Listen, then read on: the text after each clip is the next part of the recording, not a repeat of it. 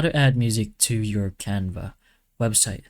So you will have a few options if you want to go ahead and do this. So first of all is making use of the apps. You can go to your apps, search for music. You'll have a few options like A Music, Generator Music, Music Maker. So choose from whichever option that's you prefer.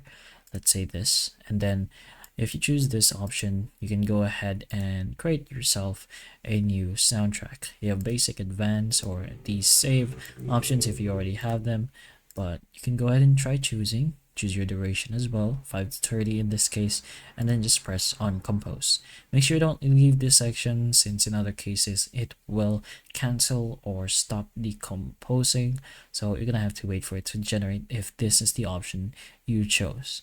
So once it's done composing, you will be able to hear it from here. You can play it if you'd like. You can save it. You can refine it as well. You can extend the current tune. Pretty much depends on you. And then you can finally add it to your design. But that's pretty much it. These are your options. You could try uploading if you'd like.